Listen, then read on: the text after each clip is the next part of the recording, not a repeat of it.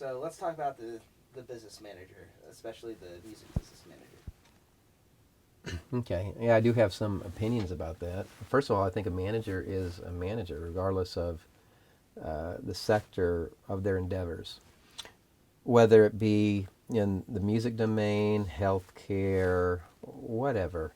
A manager basically is responsible for the allocation of assets to obviously maximize ROI or return on investment, whether that investment or that return is financial or some other benefit ultimately. So when I'm using that term, don't just isolate it to the financial realm.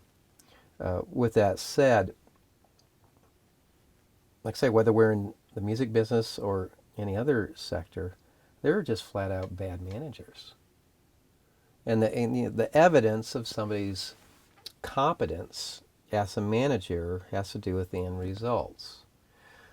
Okay, let's just reel it into the financial domain almost exclusively. I would not probably do much with a manager that hadn't already done it themselves. We hear stories, obviously, of the folks that are on the way up, and there's certainly something to be said because we're all evolving beings and are gaining competence and experience. And there's certainly people that didn't have two nickels to rub together that have taken groups and whatever artists to great financial heights. Usually there's lots of mistakes along the way, and I think the thing about experience is that you can minimize some of those mistakes. But the fact is, having worked with lots of folks and not only music, but in obviously healthcare and some of the other domains, there are a lot of people that look good that don't have two nickels to rub together. And part of the star thing, especially if they've made it on a certain level, is they portray an image of success, and the fans want to see success or feel like their artist is successful, when the reality is very different when you look under the hood.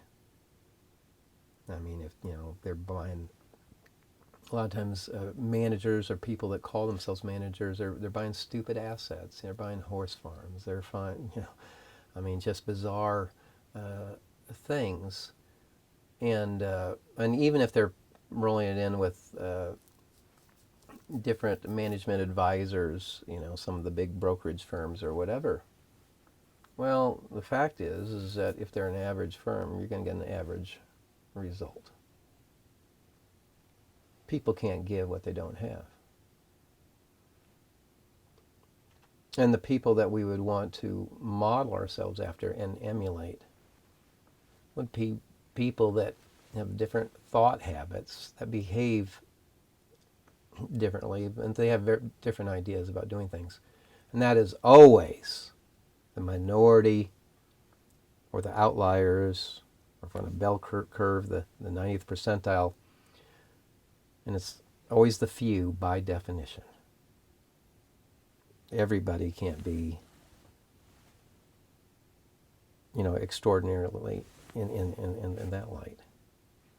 And so if I was selecting a manager, I'd put a pretty good amount of stock in the intelligence and competence of the individual, but also how high they calibrate on a spiritual or an integrity level.